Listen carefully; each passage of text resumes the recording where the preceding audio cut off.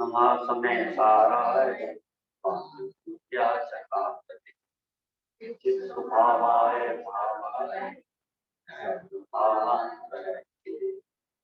वंदितु सर्वसिद्धि मचल मनोभवम तदिपत्ते मोक्षामि समय पावु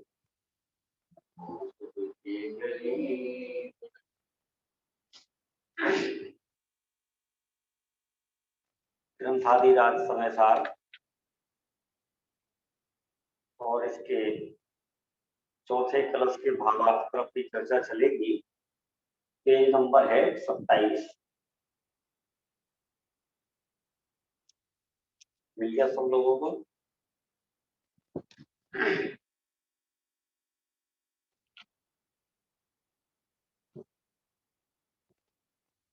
निश्चय और व्यवहार इन दोनों नयों के विषय में विरोध है, लेकिन इन परस्पर दो नयों में आपस में कोई विरोध नहीं है।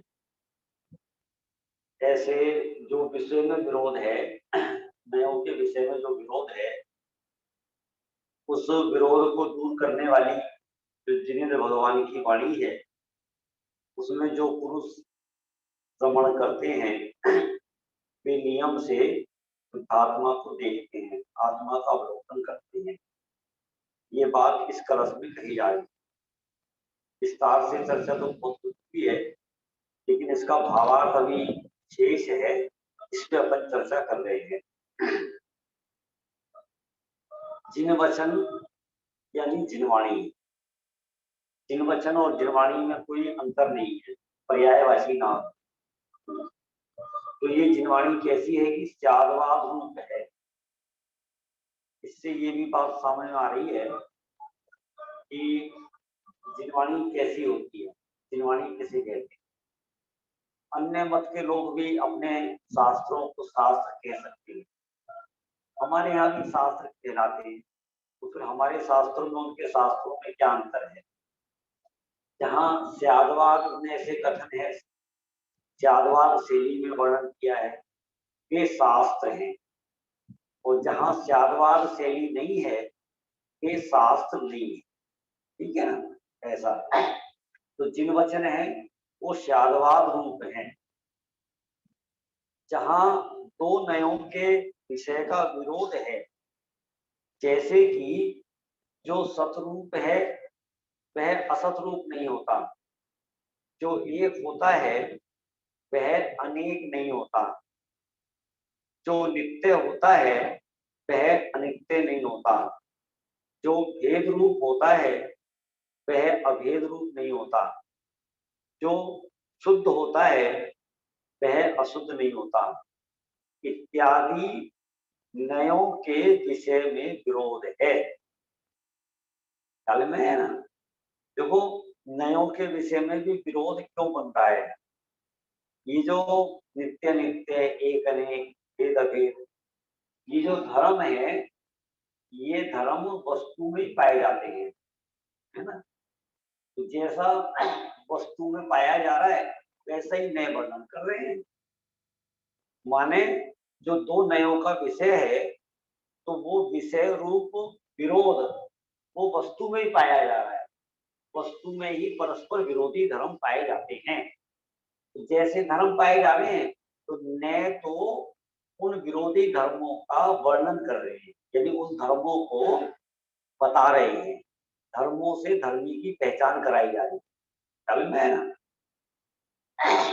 क्या कहा? जो नित्य है वह अनित्य नहीं है।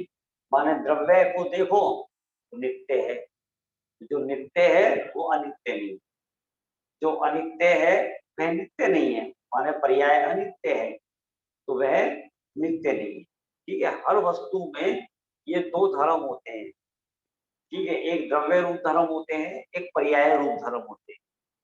द्रव्य रूप धर्मों को मान लो स्थूलता से कहें तो निश्चय ने अपना विषय बनाता है, और पर्याय रूप धर्मों को व्यवहार अपना विषय बनाता है। तो दो धर्म है, दोनों है। ठीक है? इत्यादि नयों के विषय में विरोध है।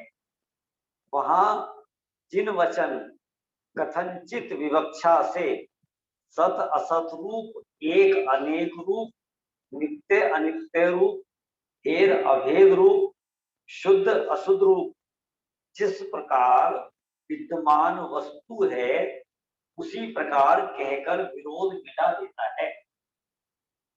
ठीक है ना, असत कल्पना नहीं करता।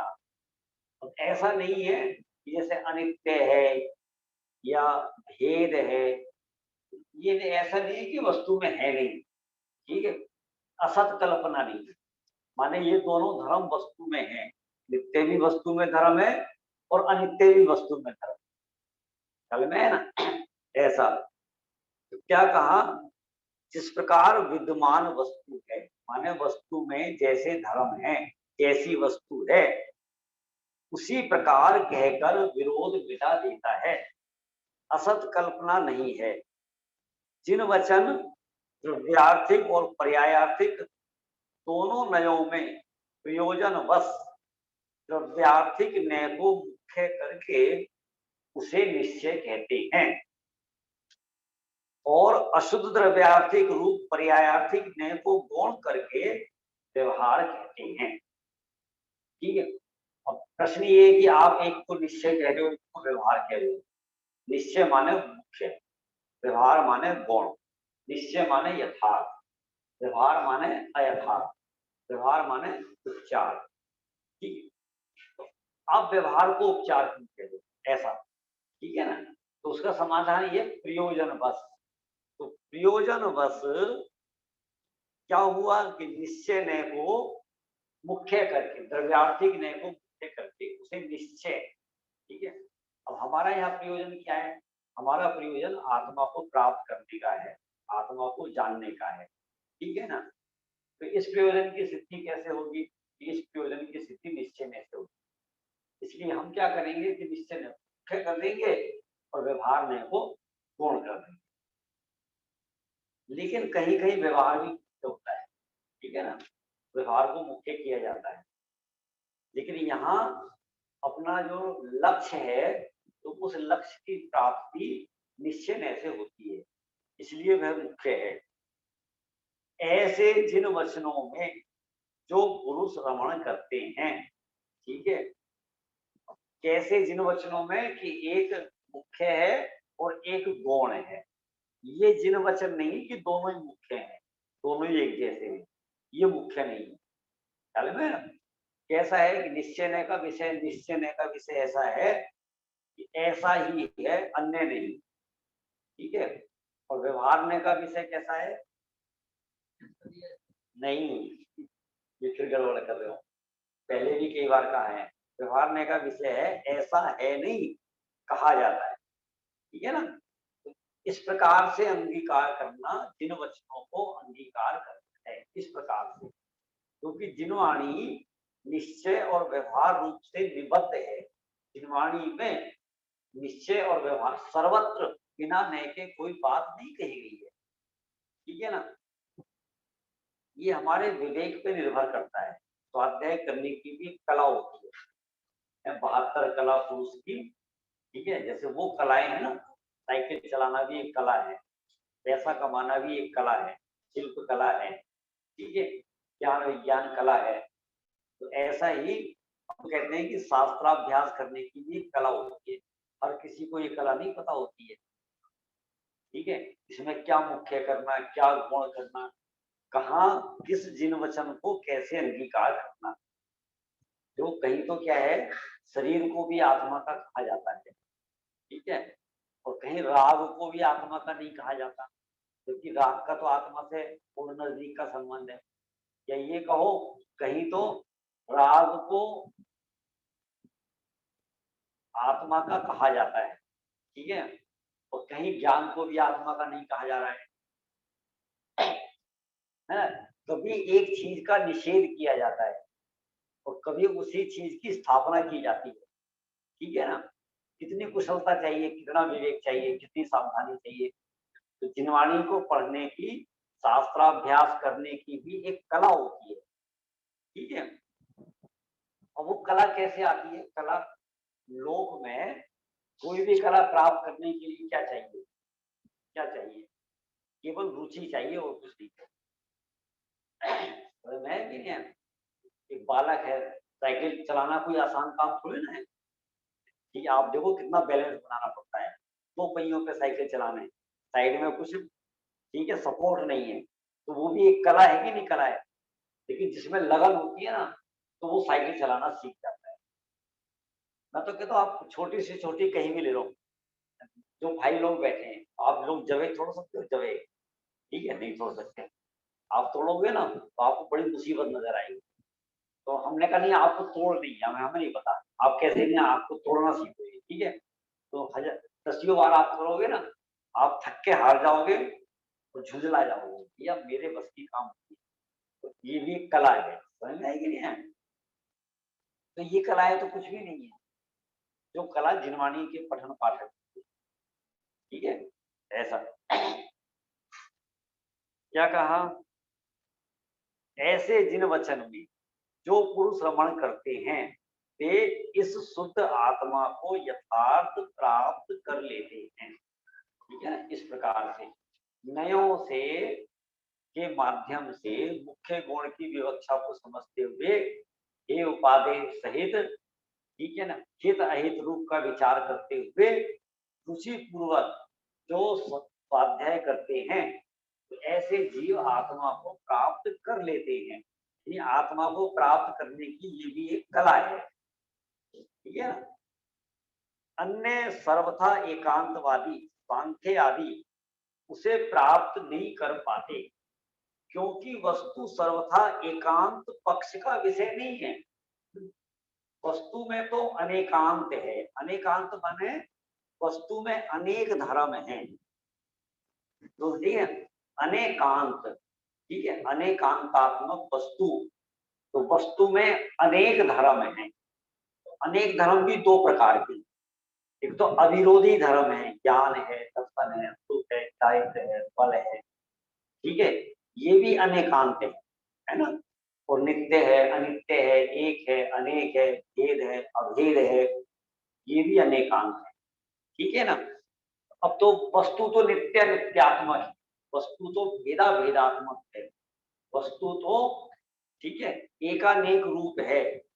अब कोई माने इस जगत में बहुत सारे धर्म ऐसे हैं जो एकांत मत वाले हैं, कोई आत्मा को अकेला नित्य ही मानता है, कोई आत्मा को अकेला अनित्य ही मानता है, क्षण भंगुर मानते हैं। माने इस आत्मा का पंचभूतों से जन्म हुआ है, तो एक दिन ये इसी पंचभूत में मिल जाएगा, बहुत सारे लोग ऐसा ही मानते हैं। हम अन्य धर्मों की बात क्या करें, वर्तमान में अज्ञान का इतना जोर है, मोह का इतना जोर है, 99% जैन लोग भी आत्मा के यथार्थ स्वरूप को नहीं जानते, है ना। आप खोज करके देख लेना, बहुत सारे तो लोग यही कह देंगे सब स्वर्ग नर्क ही है, किसने स्वर्ग देखा, किसने नर्क देखा, ठीक है ना। तो ऐसा भी है, स्वर्ग नर्क को नहीं मानते हैं। तो क्या कहा, एकांतवादी सांख्य आदि उसे प्राप्त नहीं कर पाते, क्योंकि वस्तु सर्वथा एकांत पक्ष का विषय नहीं है। तथापि वे एक ही धर्म को ग्रहण करके वस्तु की असत्य कल्पना करते हैं।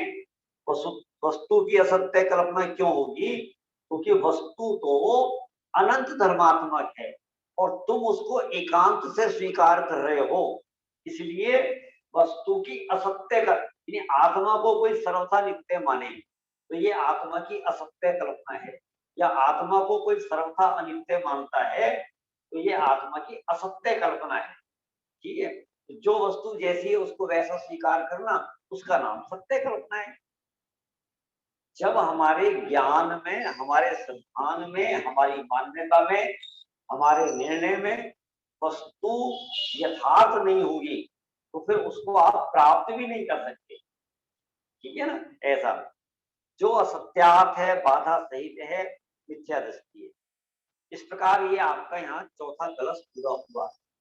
चौथा कलश पूर्व जो में जो गाथा आई थी ना, तो उसी का सार रूप में था। अब यहां तक इस प्रकार इन 12 गाथाओं में पीठिका है, माने 12 गाथाओं में यहां तक भूमिका हुई। भूमिका माने क्या होता है, बेस, ठीक है ना। जैसे अपन कहते हैं मकान बनाना हो, भवन तैयार करना हो, तो नींव भरते हैं पहले, नींव। तो समझना, यहाँ तक हमने नींव भर दी, ये हमारी भूमिका है, माने बेस बना दिया।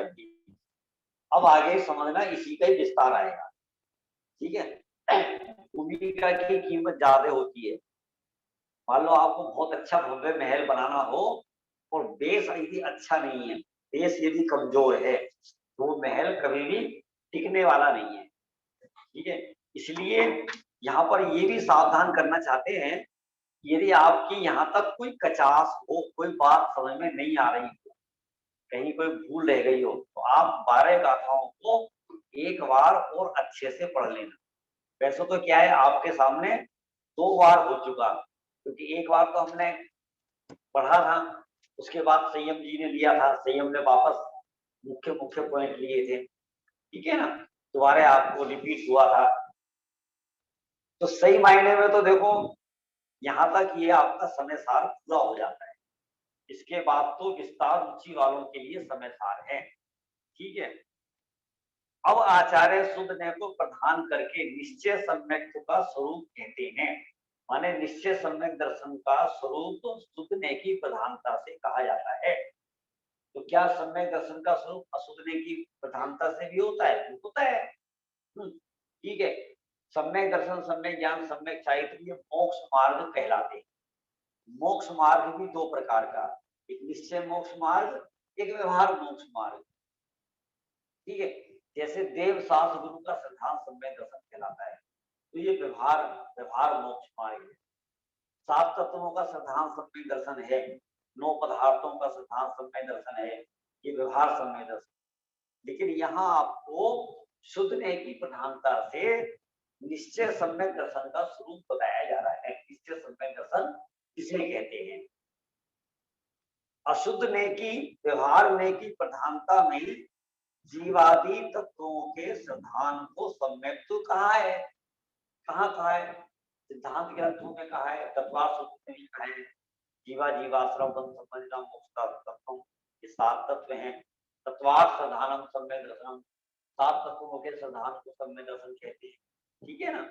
ऐसा तो क्या कहा, व्यवहार ने की प्रधानता में जीवादि तत्वों के सिद्धांत को सम्यक कहा है, जबकि यहाँ उन जीवादि तत्वों को शुद्ध ने के द्वारा जानने से सम्यक होता है, यह कहते हैं।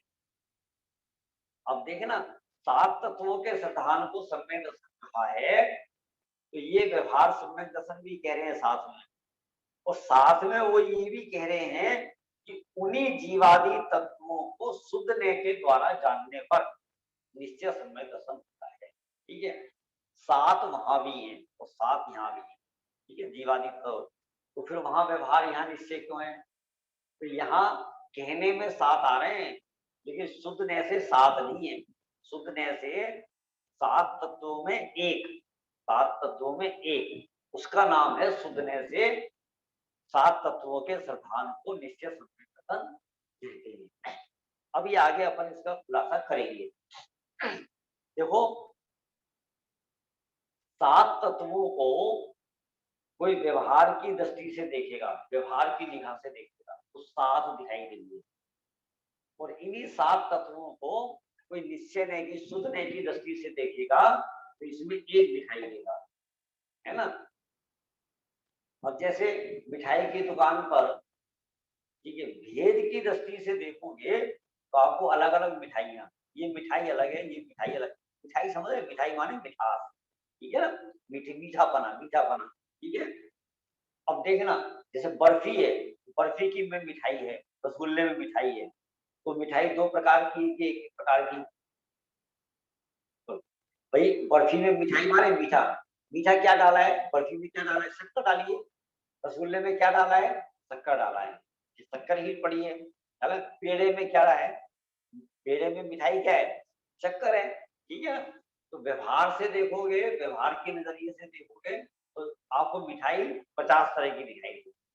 लेकिन निश्चय की दृष्टि से देखोगे, शुद्धने से देखोगे, तो मिठाई तो एक ही प्रकार की है, अलग अलग प्रकार की है ही नहीं, क्योंकि सब में शक्कर पड़ी है, सब में मिठाई एक है। बात ख्याल में आई कि नहीं? ऐसा, ठीक है, ऐसा है। ऐसे ही शुद्धने से आप 9 तत्वों को देखेंगे, शुद्धने से 7 तत्वों को देखेंगे। 7 तत्वों में छुपा हुआ एक तत्व, आश्रव तत्व में भी क्या है? जीव तत्व है। बंध तत्व में क्या है? जीव तत्व है। आश्रव तत्व में क्या है? जीव तत्व है। देखो जहां राग है, जहां राग होगा, राग माने आश्रव बंध तत्व, ठीक है, वहां भी आपको क्या दिखाई देगा? जीव तत्व, ठीक है। कहीं राग है तो वो राग किसकी प्रसिद्धि कर रहा है? जीव तत्व, आश्रव बंध तत्व, ठीक है। समर निद्रा तत्व है तो वहां भी कौन होगा? जीव तत्व। मोक्ष तत्व है वहां भी कौन है? जीव तत्व है। ऐसा, तो इसलिए 7 के भेदों से पार, ठीक है।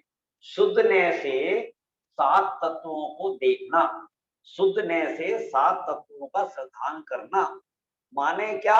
इस 7 तत्वों में अभेद निर्विकल्प एक का श्रद्धान करना, उसका नाम है शुद्धने से 7 तत्वों का श्रद्धान करना। बोलो आप सब लोगों को बात समझ में आई कि नहीं आई?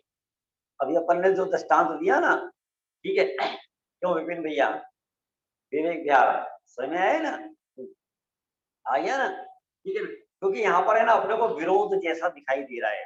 क्या विरोध जैसा दिखाई दे रहा है? देखो, अशुद्धने की प्रधानता में, मैं दोबारा पढ़ रहा हूँ, अशुद्धने की प्रधानता में जीवादि तत्वों के सिद्धांत को सम्यक तो कहा है, जबकि यहाँ उन जीवादि तत्वों को शुद्धने के द्वारा जानने से सम्यक होता है, यह कहते हैं।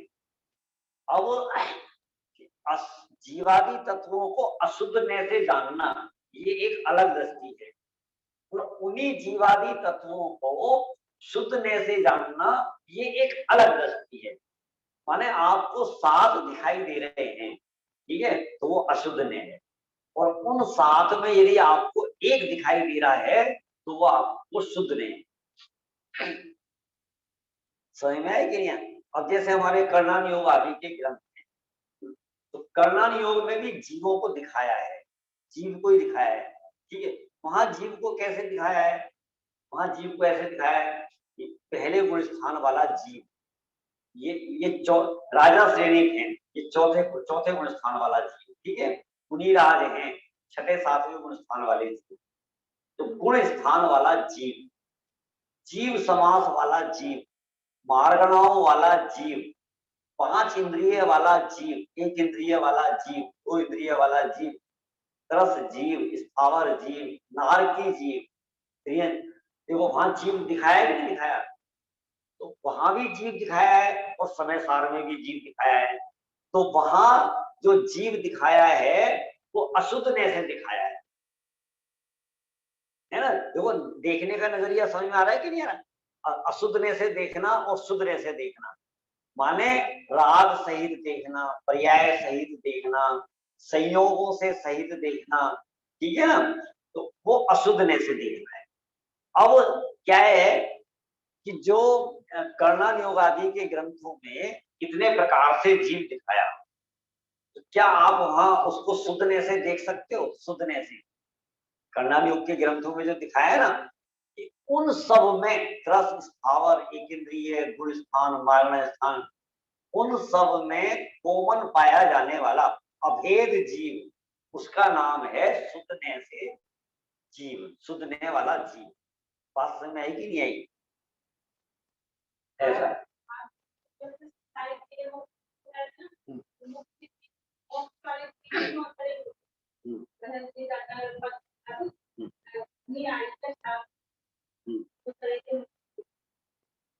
ठीक है।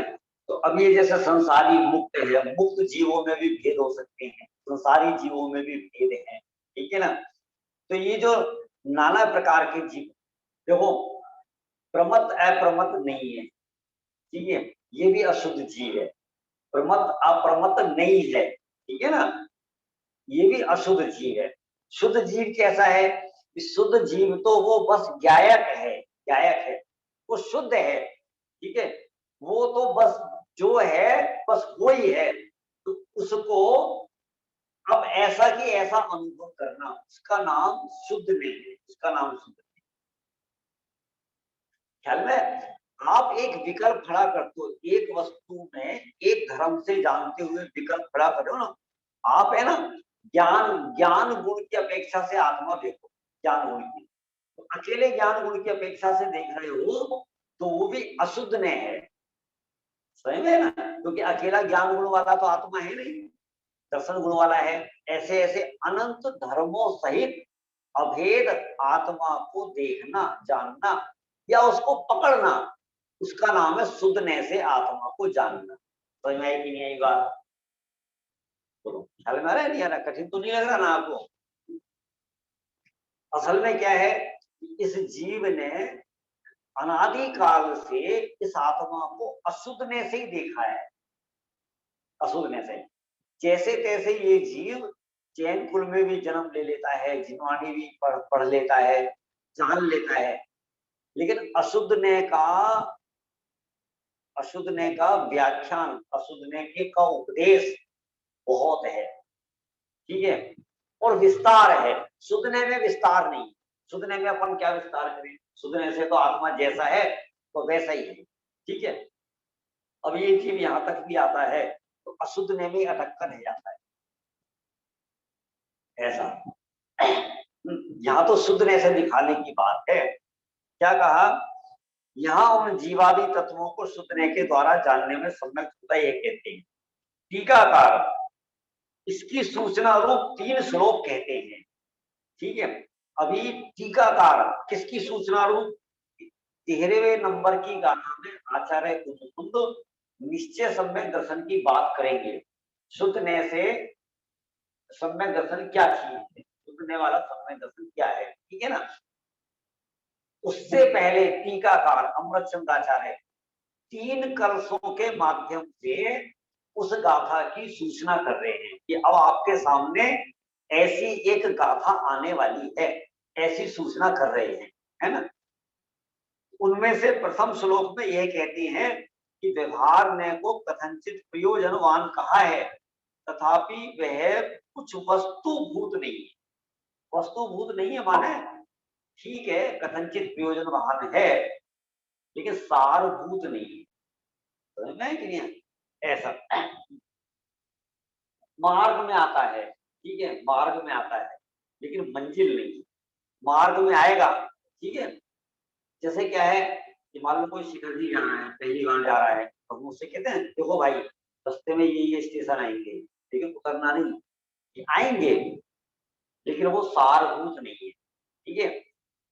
सब जो सारभूत नहीं है तो तुरंत क्या आने की जरूरत क्या है, वो स्टेशन क्यों आ रहे हैं कि आएंगे जरूर, आएंगे जरूर, ठीक है ना। वो नहीं आएंगे तो आप मंजिल पे कैसे पहुंचोगे, ऐसा।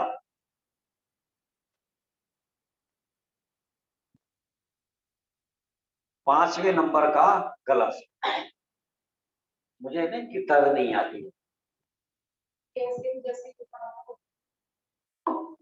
वो भी मैंने बिना तर्ज के पढ़ा था।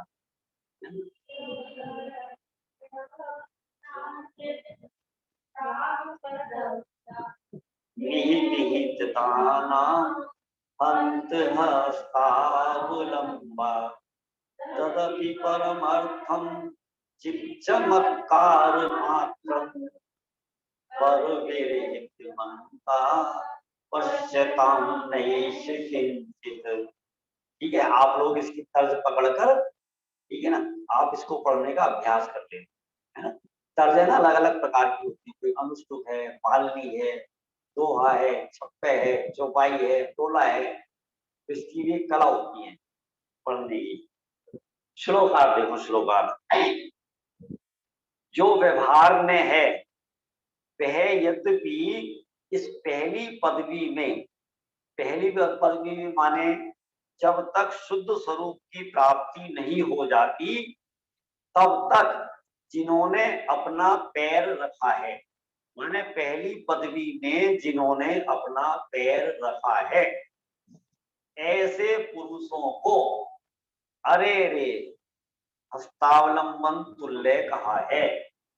अब पहली पदवी क्या है, देखो पहली, दूसरी, तीसरी, चौथी, पांचवी, छठी, ऐसी कोई इतनी सारी पदवियां नहीं, यहाँ दो ही पदवी हैं, एक पदवी है पूर्णता की, परिपूर्णता की, ठीक है, माने केवल ज्ञान प्राप्त हो जाए, सिद्ध अवस्था प्राप्त हो जाए, परिपूर्ण ज्ञान, परिपूर्ण दर्शन, परिपूर्ण चारित्र, एक तो पदवी ये है, ठीक है।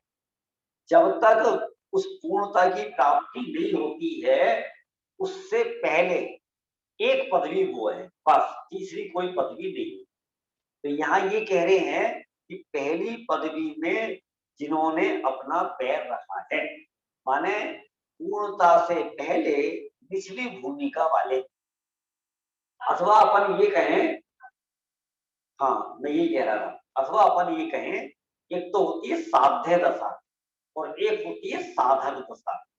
तो जब तक साधक दशा है, अब साधक दशा माने देखो, चौथा गुण स्थान भी साधक दशा है, सम्यक दृष्टि भी साधक कहलाएगा, पांचवा गुण स्थान भी साधक दशा है, निर्लक्ष्य क्षुल्लक है फिर भी साधक कहलाएंगे, छठा सातवां गुण स्थान है साधक, माने जब तक परिपूर्णता की प्राप्ति नहीं, साध्य अवस्था की प्राप्ति नहीं हुई है, उससे पहले पहली पदवी है।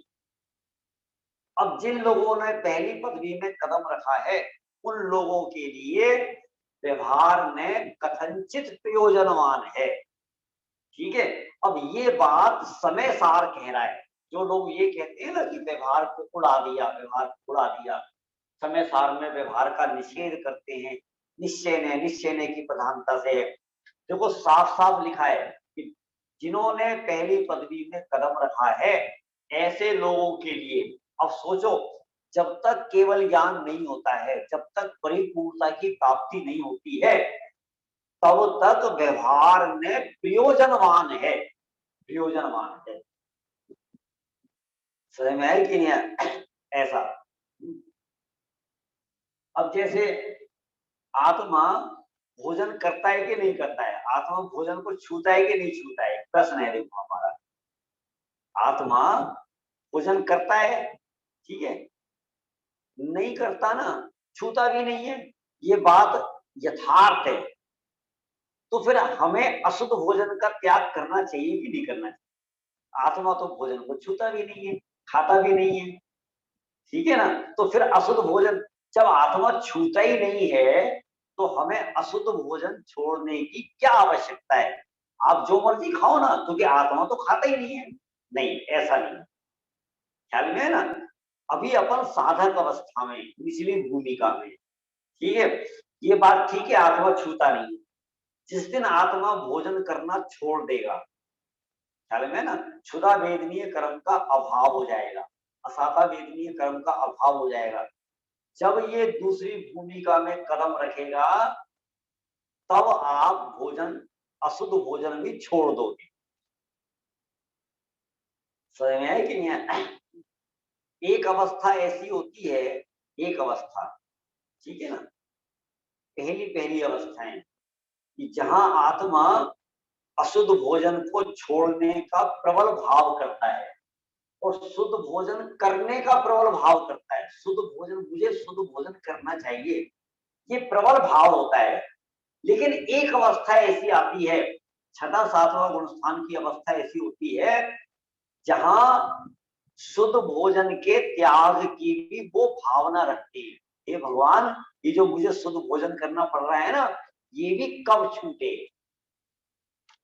एक अवस्था ऐसी होती है कि अन्याय अनीति का त्याग होता है, न्याय से नीति से पैसा कमाना, न्याय नीति से मकान बनाना, न्याय नीति से राज्य करना, न्याय नीति से धंधा व्यापार करना, न्याय नीति से। लेकिन एक अवस्था ऐसी आती है कि वो न्याय नीति से ये जगत के काम करना नहीं चाहता, इसमें उसे खेद होता है, माने न्याय नीति के धंधे व्यापार को भी वो छोड़ना चाहता है, समझ में आएगी। जब विरक्त चित्त होता है, संसार से वैराग्य आता है, फिर उसे मकान बनवाने का, पैसा कमाने का, दुकान चलाने का, बच्चों को पाल पोसने का, बड़ा करने का, ये विकल्प भी नहीं आते हैं जब चित्त विरक्त होता है, समझ में आई कि नहीं है? सही मायने में तो देखो, जो सच्चे स्वाध्यायी होते हैं, ठीक है, जिनको संसार असार रूप लगता है, तो उन्हें इन कामों में भी रस नहीं आता है, रस नहीं आता है।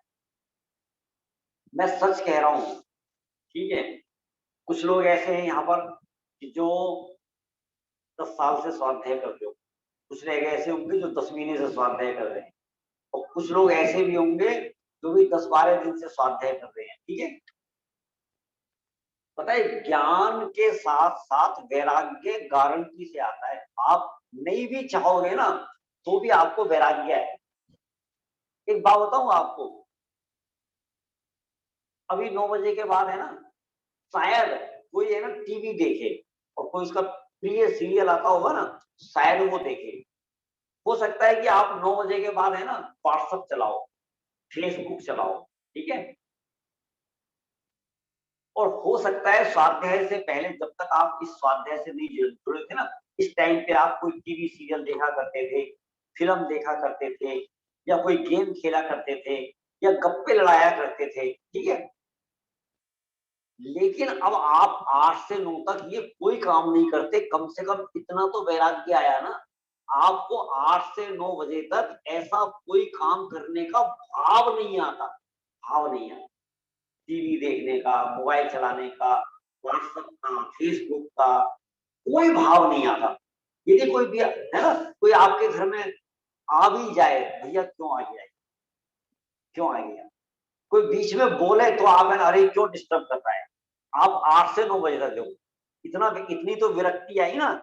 मैं तो उदाहरण दे रहा हूँ, लेकिन विरक्ति तो इससे ज्यादा आती है, क्योंकि आप जैसे जैसे स्वाध्याय करोगे, जैसे जैसे स्वाध्याय बढ़ेगा, स्वयमेव ऑटोमेटिक अपने आप इस संसार से विरक्ति आएगी आएगी आएगी। ऐसा समझ में है कि नहीं? तो ज्ञान और वैराग्य का ये तो मेल है, ठीक है। तो क्या कहा, निचली भूमिका वालों के लिए ये व्यवहार ने कथनचित प्रयोजनवान है। अब कैसा कैसा प्रयोजनवान, तो आचार्य यानी जब कोई बात कहते हैं तो हर बात में उनका कोई रहस्य होता है। क्या कह रहे हैं, अरे रे, अरे रे, अरे रे क्यों कह रहे हो, अरे निचली भूमिका वाले जीवों के लिए व्यवहार में प्रयोजनवान है, तो तुम अरे रे क्यों कह रहे हो। अरे रे का मतलब ये है, उनको खेद वर्त रहा है, खेद वर्त, सही में है कि नहीं है। ऐसा माने व्यवहार में प्रयोजनवान है, तुम्हें व्यवहार में का अवलंबन लेना पड़ रहा है, इसका खेद है, खेद है सर। ये कोई अवलंबन लेने की चीज नहीं है, समझ में है कि नहीं है।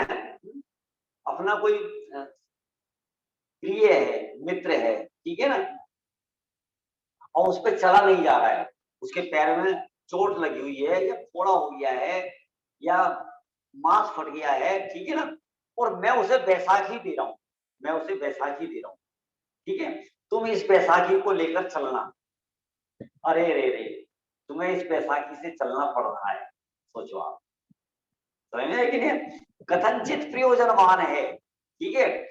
तुम्हें चलना हो तो बैसाखी लेना, अभी तुम कमजोर हो, तुम्हारे पैर में चोट है, ठीक है। अरे रे, आप समझ गए ना, बैसाखी लेके चलना, अरे रे, अरे रे, हस्तावलंबन तुल्य कहा है, ख्याल में ना। हस्तावलंबन माने हाथ का अवलंबन, हाथ का अवलंबन माने हाथ का सहारा। ये व्यवहार ने हाथ का सहारा मात्र है, बस। और सहारा जो होता है ना, सहारा, सहारा हमेशा कमजोरी का प्रतीक होता है, शक्ति का प्रतीक नहीं होता है, समझ में है कि नहीं। आप जीना चढ़ रहे हो, जीना चढ़ते हुए जो साइड में डंडा लगा रहता है ना, तो उसका सहारा लेना पड़ रहा है। तो यदि आप सहारा ले रहे हो ना, ठीक है। अच्छा, शिखर जी के पहाड़ पे कोई यात्रा करने के लिए चढ़ा, डंडी कौन लेके चलेगा, डंडी कौन लेके चलेगा, डंडी, समझ में। इसका मतलब वो व्यक्ति कमजोर है। डंडी का सहारा को किसको, डोली का सहारा किसको लेना पड़ता है, कौन लेगा डोली का सहारा, अच्छे जो अच्छा स्वस्थ होगा, ताकतवर होगा, ठीक है, शक्तिवान शक्तिवान होगा, वो डोली या वो लाठी लेकर चलेगा। सहारा हमेशा कमजोरी का प्रतीक है, तो जिन लोगों को व्यवहार का सहारा, व्यवहार का अस्तावलंबन, ठीक है, लेना पड़ता है, तो ये खेद की बात है, खेद की बात है। सही में सच्चे ज्ञानी धर्मात्माओं को, विवेकी जीव को जो व्यवहार का सहारा लेना पड़ता है, तो उनको सही अर्थों में साथ में खेद भी बरतता है, खेद बरतता है। पता है क्या है, आप लोग बहुत उत्साह से, बहुत हर्ष से, बहुत रुचि से, बहुत प्रीति से आप यहाँ बैठकर स्वाध्याय करते हो। सबको उत्साह है कि नहीं? बोलो, सबको मजा आता है कि नहीं आता है? ठीक है, उत्साह है, ठीक है। यदि कोई ऐसा वरदान दे, यदि आपको मजा आ रहा है ना, मैं आपको ऐसा वरदान देता हूँ, आप अनंत काल तक यहाँ बैठ के स्वाध्याय करते रहो। चलो, हमने तुम्हारी मुराद पूरी कर दी। अब बताओ तुम्हें कैसा लगेगा? पता है, ऐसा लगेगा जैसे कोई अभिशाप दे रही है। कैसी बातें कर रहे हो? नहीं नहीं नहीं, ऐसा अभिशाप मत दो आप। सारी जिंदगी में यहाँ बैठ के स्वाध्याय करता रहो, यही घर, यही जू है, यही सुनाने वाले, ये नहीं नहीं भैया, ये स्वाध्याय कब बंद हो जाए? और मैं है ना, इस स्वाध्याय के माध्यम से अपने आत्मा को पहचान कर, सम्यक दर्शन लेकर, फिर केवल ज्ञान प्राप्त करके बस सिद्ध भगवान बन जाऊं, बस ऐसा। देखो समझ में है कि नहीं? तो ऐसा अंदर में खेद भी बरतना चाहिए, ऐसा, ठीक है ना। हम स्वाध्याय जो कर रहे हैं, बहुत उत्तम काम है, बहुत श्रेष्ठ काम है, गजब का काम है। संसार में इससे बड़ा कोई दूसरा काम नहीं है। यदि है तो वो केवल आत्मा को जानना और आत्मा को अनुभव करने का है, ठीक है। तो सही मायने में ये जो व्यवहार है ना, ये व्यवहार, ये वाला व्यवहार, इसमें भी खेद बरतता है और बरतना चाहिए। भैया बहुत दिन हो गए, ठीक है ना, कब तक स्वाध्याय करते रहे? चलो, अब तो आत्मा को जान लो, उसमें रम जाओ, जम जाओ, ठीक है ना, अनंत काल के लिए सुखी हो जाओ। कितनी बार करेंगे? खुद जिनवाणी कह रही है, वो जिनवाणी झूठ नहीं बोलती। इस जीव ने अनंत बार 11 नौ पूर्व का ज्ञान प्राप्त किया है। 11 नौ पूर्व का समझते हो? आचार्य कुंद कुंद से भी ज्यादा, आचार्य कुंद कुंद से भी ज्यादा है। 11 नौ पूर्व धरसेन आचार्य को कितना ज्ञान होगा? नहीं था ना? ये कहीं पे रह गया था हमसे। तो धरसेन आचार्य को जितना ज्ञान था, भूतबली को जितना ज्ञान था, पुष्पदंत आचार्य को जितना ज्ञान था, उमा स्वामी आचार्य को जितना ज्ञान था, कुलमुत आचार्य को जितना ज्ञान था, इन सब से भी ज्यादा ज्यादा ज्यादा ज्यादा ज्ञान मैंने अनंत बार प्राप्त किया है। सोचो अब आप, तो मान लो आज मैं सारा जीवन इसमें लगा भी दूंगा, ठीक है। देखो, मेरी बात से आप बहक नहीं जाना, पता है। अब मैं ऐसी बात कर रहा हूँ, अब आप सोचोगे क्या जरूरत है, बेकार है, नहीं है, कल से घर बैठे यहाँ पर, ठीक है। ऐसे आप बहक नहीं जाना, उल्टा रास्ता नहीं पकड़ लेना आप, ठीक है। मैं तो आपको आगे बढ़ने के लिए कह रहा हूँ, पीछे भागने के लिए नहीं कह रहा हूं मैं, ऐसा, ठीक है। अपने को तो आगे बढ़ना है, उपदेश हमेशा आगे बढ़ने के लिए दिया जाता है। तो इसमें अपने को ऐसा विचार करना चाहिए, भैया अपन स्वाध्याय कब तक, जिन लोगों को स्वाध्याय की रुचि है, तो पता है, ऐसा भी कहा जाता है, केवल स्वाध्याय स्वाध्याय स्वाध्याय स्वाध्याय स्वाध्याय स्वाध्याय, ठीक है ना, ये भी है ना एक व्यसन जैसा हो, बाकी कोई और रुचि नहीं है। देव दर्शन में भी उतनी रुचि नहीं है, ठीक है, तीर्थ यात्रा में उतनी रुचि नहीं है, दान देने में उतनी रुचि नहीं है, संयम में रुचि नहीं है, ठीक है। तो बस ये भी एक व्यसन हो गया। तो भैया ये भी एक व्यवहार मार्ग है, ठीक है। स्वाध्याय करना भी व्यवहार मार्ग है, अनुव्रत महाव्रत व्यवहार मार्ग है, श्रावक के सत आवश्यक व्यवहार मार्ग है, देव पूजा गुरु उपासना व्यवहार मार्ग है। तो ये सब हस्तावलंबन है। हमने तो तुम्हें हाथ का सहारा दिया था और तुम उसी को पकड़ कर बैठ गए। हस्तावलंबन समझ रहे हो आप? ठीक है, हमने कहा था तुम्हें स्वाध्याय करना चाहिए, हमने तुम्हें एक सहारा दिया था, स्वाध्याय करके अपना आत्मा को जानो पहचानो। अब हम स्वाध्याय में ही लग गए, कल से भगना नहीं कोई। देखो वैसे ही बहुत सारे लोग भग गए जब से ना ये तुम्हारा लॉकडाउन खुला है ना। जहाँ पहले दो दो तीन तीन जने एक साथ बैठे हुए दिखाई देते थे ना, तो अकेले ही बैठे दिखाई देते हैं। बहुत सारे भाग गए, भाई लोग भी भाग गए। अब दुकान खुल गई, ठीक है, फैक्ट्रियां खुल गई। बताओ, माने हम, माने हमारे लिए सुबह 10 बजे से लेके शाम को 7 बजे तक धंधा व्यापार करना भी कम दिखाई देता है। जो हम अपना स्वाध्याय छोड़कर 7 से 8 बजे का स्वाध्याय है ना, उस समय भी अपन वही काम करेंगे, लेकिन स्वाध्याय नहीं करेंगे अपन। माने वो देखो, वो उसके लिए हमें वो टाइम कम दिखाई दे रहा है, तो हम स्वाध्याय का भी टाइम उसमें लगा देते हैं। ठीक है ना। क्या कहा, हस्तावलंबन तुल्य कहा है, ठीक है। हस्तावलंबन तुल्य कहकर कमजोरी का प्रतीक भी बताया है, और दूसरी बात उन्होंने ये भी बता दिया कि व्यवहार की क्या उपयोगिता है, ये भी बता दिया हस्तावलंबन तुल्य कहकर, ठीक है। एक तो ये बताया कि सहारा मात्र है, ठीक है, कमजोरी का प्रतीक है। दूसरा ये बताया है कि व्यवहार की ये उपयोगिता है, बस इतनी उपयोगिता है, इससे ज्यादा नहीं, इससे ज्यादा नहीं। ख्याल में है कि नहीं है ऐसा। तथापि जो पुरुष, तथापि देखो, तथापि का मतलब क्या होता है, पहले वाली बात खत्म। तथापि जो पुरुष चैतन्य चमत्कार पर द्रव्य भावों से रहित शुद्ध न्याय के विषयभूत परम अर्थ को अंतरंग में अवलोकन करते हैं। परम अर्थ माने शुद्धात्मा, उस शुद्धात्मा को अंतरंग में अवलोकन करते हैं, उसकी श्रद्धा करते हैं, उस रूप लीन होकर चारित्र भाव को प्राप्त होते हैं। उन्हें यह व्यवहार में कुछ भी प्रयोजनवान नहीं है।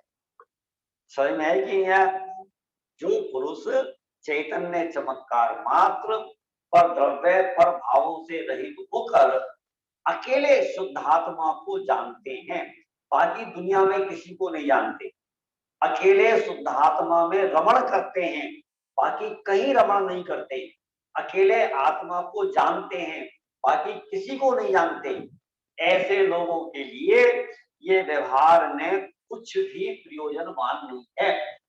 कुछ भी प्रयोजनवान नहीं है, ये इस बात को बताने के लिए श्लोकास के ऊपर कहा था ना, तथापि वह कुछ वस्तुभूत नहीं है। कुछ वस्तुभूत नहीं है का मतलब कि वो ऐसे लोगों के लिए कुछ भी प्रयोजनवान नहीं है। समझ में आई कि नहीं आई बात, ऐसा।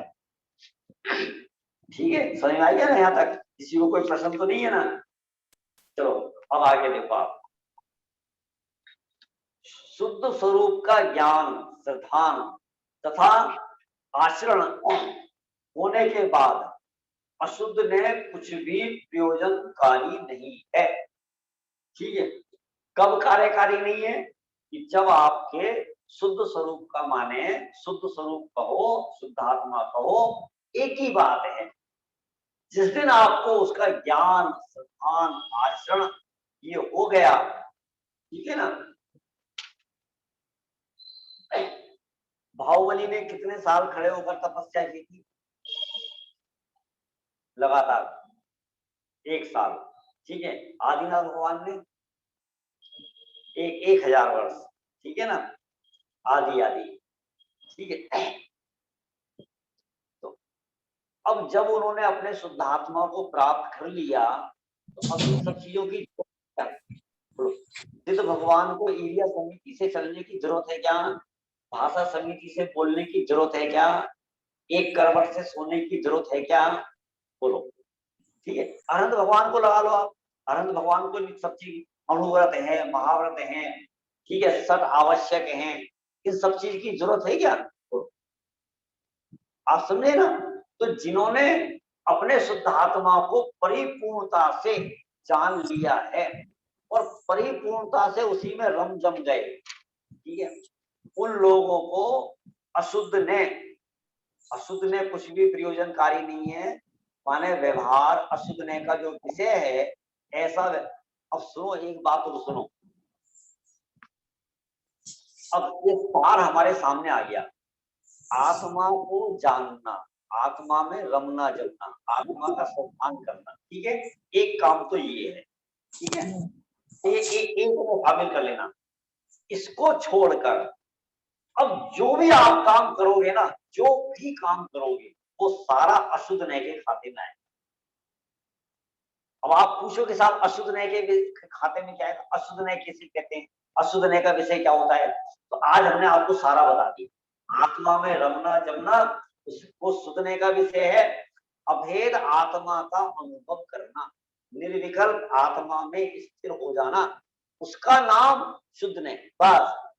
और उसको छोड़कर आप आत्मा का चिंतन करो, स्वाध्याय करो, समय सार पढ़ो, ठीक है, गाथाएं याद करो, है ना, अणुव्रत महाव्रत पालो, रात्रि भोजन छोड़ो, सब अशुद्ध ने का विषय है, अशुद्ध ने का। समझ में आई है कि नहीं आई है, ऐसा, ठीक है। अशुद्ध ने आचरण होने के बाद अशुद्ध ने कुछ भी प्रयोजनकारी नहीं है। तो अब आगे निश्चय सम्यक्त्व का स्वरूप कहते हैं, निश्चय सम्यक दर्शन का क्या स्वरूप है वो कहते हैं। 2-4 मिनट है, अपन पढ़ लेते हैं। एकत्वे नियतस्य सुत्तने तो व्याप्तुर्यदस्यात्मना पूर्ण ज्ञान घनस्य दर्शनमिहि द्रव्यांतरेभ्य पृथक् सम्यक् दर्शनमेतदेव नियमा आत्मा च तावानयम् तन्मुक्त्वा नवतत्तु सन्ततिमिमा आत्माय मे कोस्मा। देखो क्या कहते हैं आगे, इस आत्मा को अन्य द्रव्यों से पृथक देखना ही नियम से सम्यक दर्शन है, बस, ठीक है। अब इसमें बहुत सारा रहस्य छुपा हुआ है।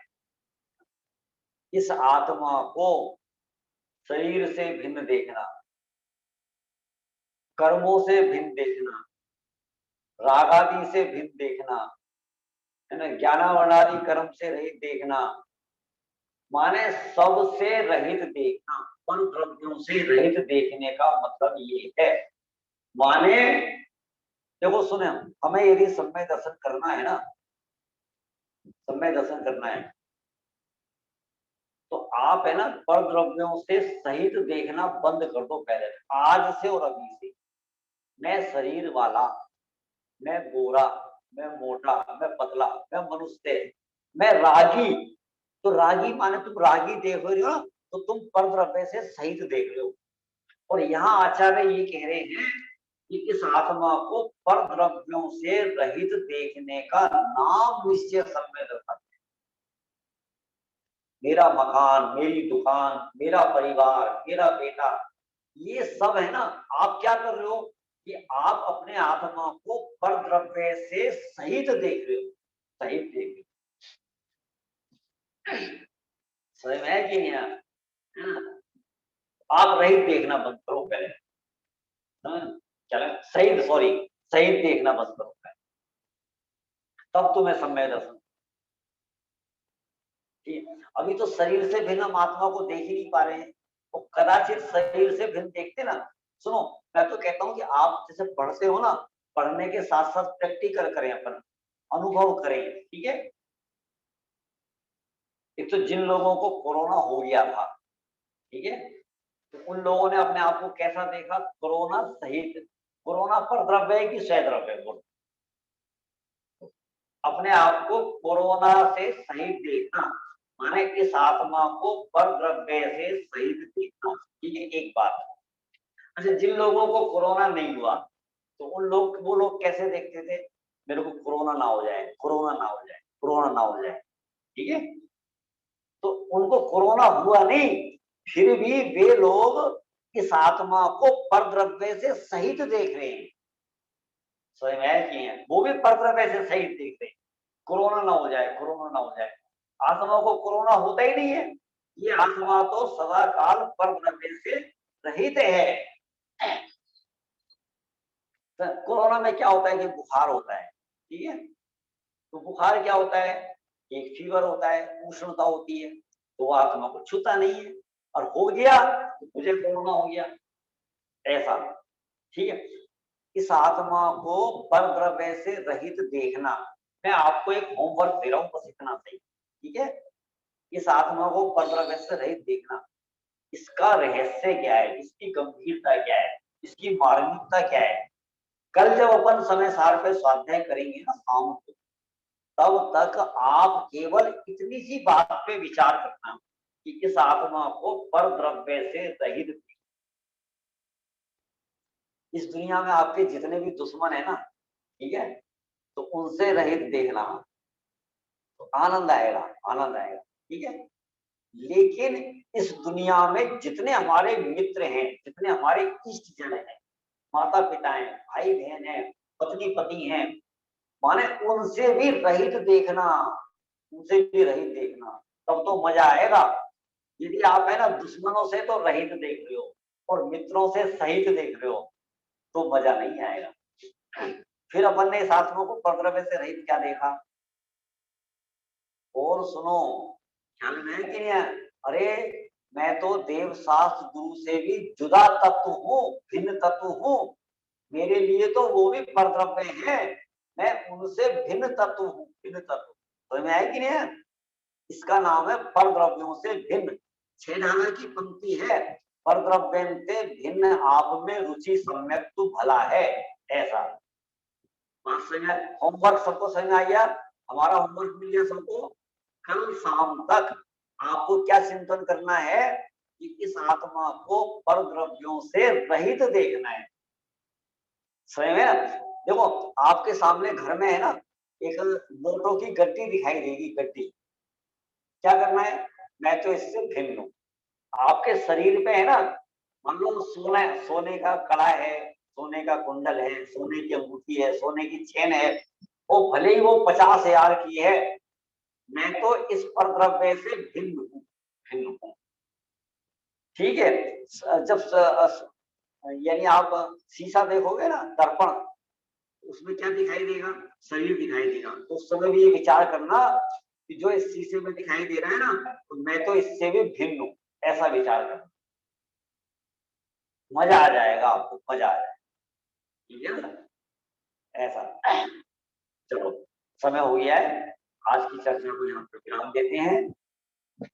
जावाणी के ज्ञान से तुझे लोका लो, सोवाणी मस्तक नमो सदा दे तुमको।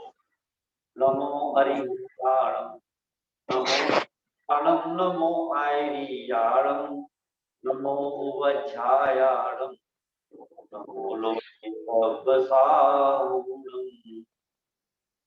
सभी को सादर जय जी। जय जय जिनेन्द्र। जिनेन्द्र। जय जिनेन्द्र भैया जी।